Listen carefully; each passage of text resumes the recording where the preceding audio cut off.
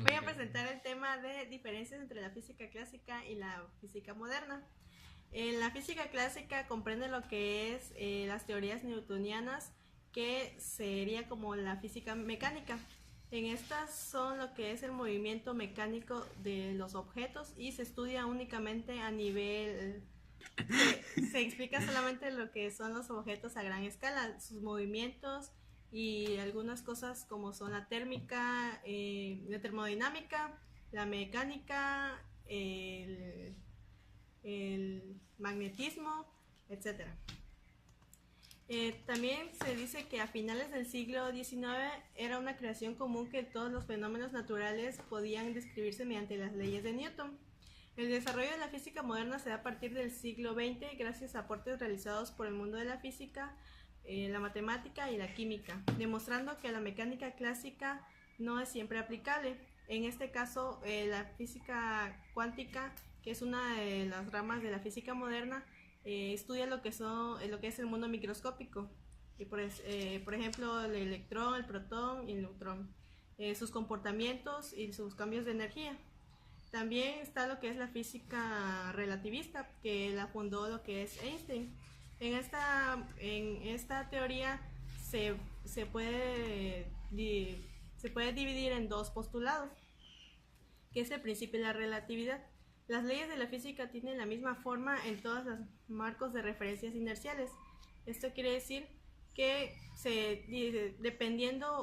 y que no solamente se basa lo que es en una referencia, sino que desde distintos puntos de vista se puede apreciar lo que es algunos estudios que se realizan. El primer postulado también se puede enunciar como: no hay experimento alguno que se pueda realizar en un marco de referencia inercial para decir si se está en reposo o en movimiento uniformemente con velocidad constante. El segundo postulado es la constancia de la rapidez de la luz. La luz se propaga a través del espacio vacío con una rapidez definida c, independientemente de la rapidez de la fuente o el observador. En este postulado se hace mención a la velocidad de la luz, que independientemente de desde qué punto de vista se observe, va a seguir siendo constante, sea en medio o en el vacío. Yo voy a hablar de las teorías atómicas. Y para empezar, vamos a hablar del modelo de Rutherford. Rutherford representaba el átomo como un sistema solar, donde el núcleo al centro y los electrones como los planetas que están girando alrededor del Sol. Bohr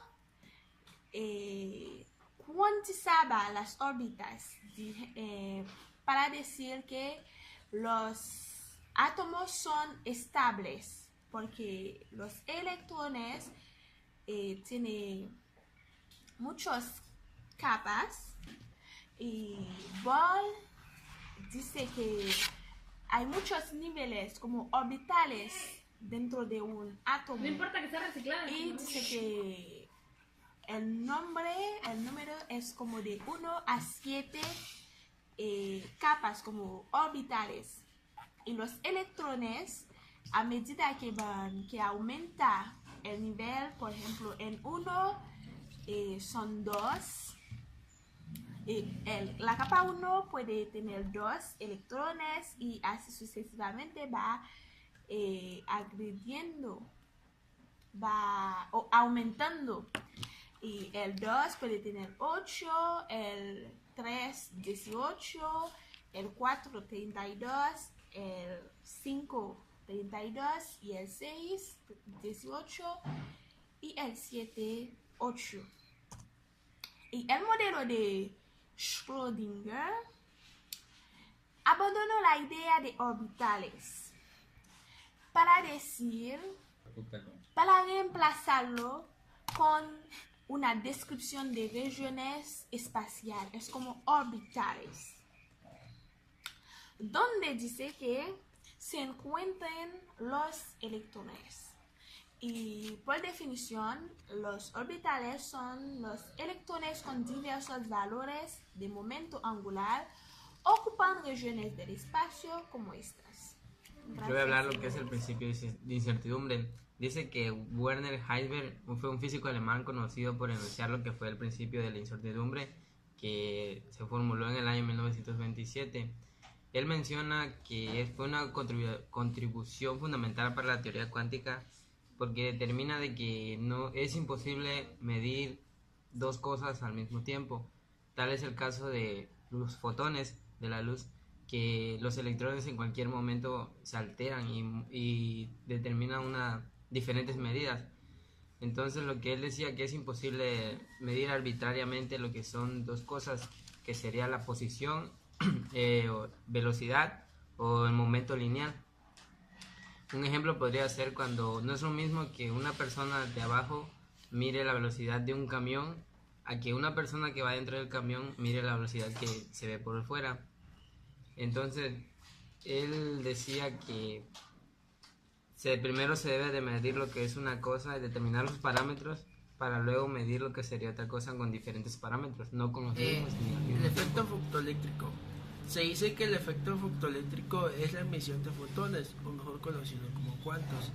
Esto dice que es un evento, un intento de hacer concordar el experimento con la teoría de Max Planck, postulado que la energía electromagnética es absorbida o emitida en paquetes discretos, conocidos como cuantos.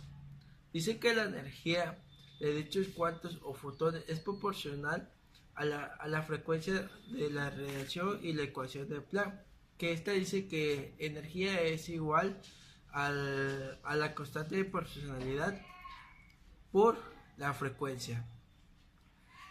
Esta ecuación igual la utilizó lo que fue Einstein.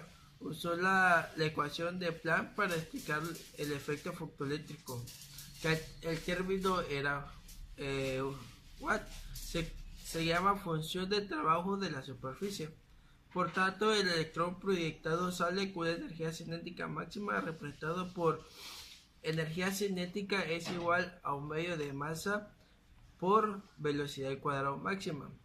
Pero dice que también es igual a la constante proporcionalidad por la frecuencia menos el trabajo.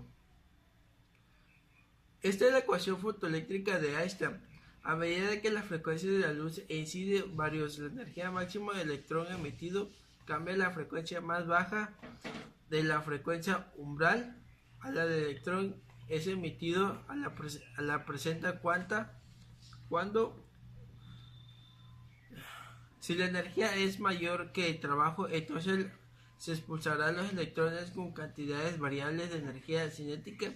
Si es menor, no se expulsarán los electrones. Quiere decir que la energía fotoeléctrica es la emisión de cuantos, o mejor conocido como fotones, que es cuando esos cuantos traen electrones. Y al momento de que esos electrones tienen energía es donde se va incidiendo. ¿Qué tal? Bueno, yo les voy a explicar lo que es el método de Broglie o la teoría de Broglie.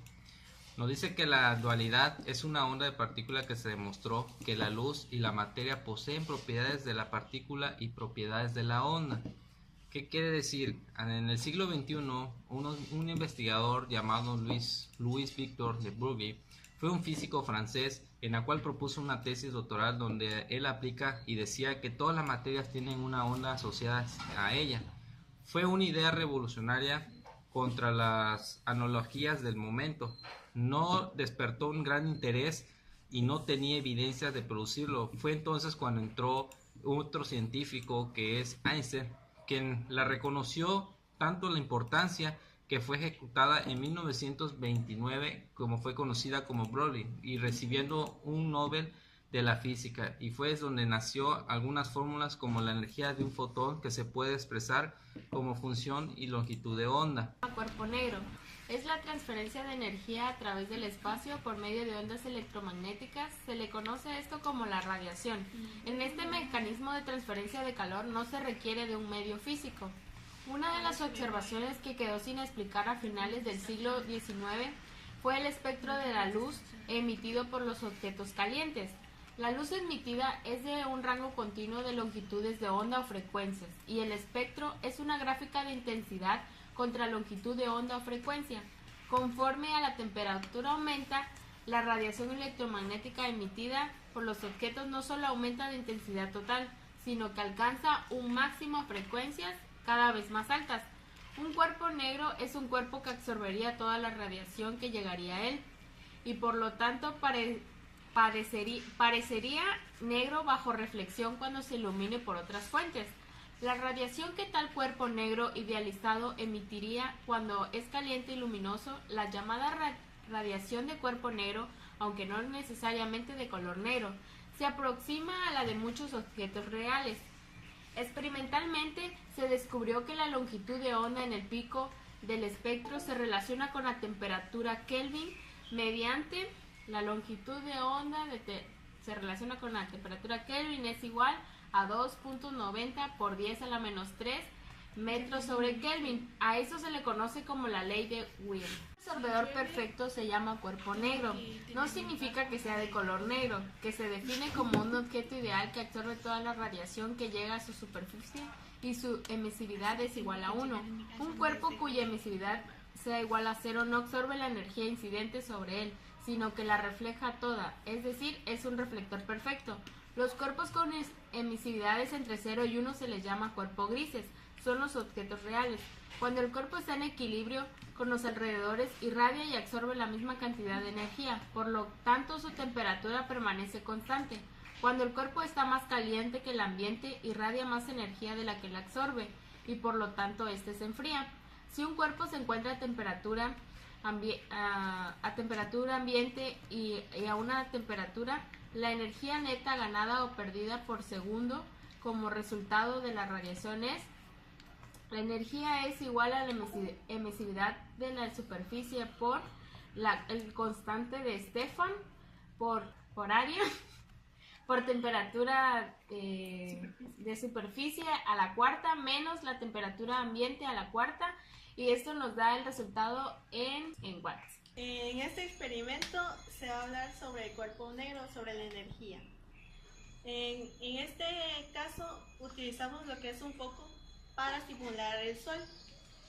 Como podemos ver, el foco emite una energía calorífica. Aquí hay una mano que es más cerca y una mano más lejos. Entonces la energía que se transmite es diferente de acuerdo a la distancia que se emplee. En este caso también podemos mencionar que la superficie sería lo que es la mano y el emisor el foco. Si se cuenta con una emisividad, se puede calcular la energía. También tenemos la constante de Stefan, el área y las dos temperaturas, que en este caso sería la de la superficie y la del ambiente, que es la que emite el foco.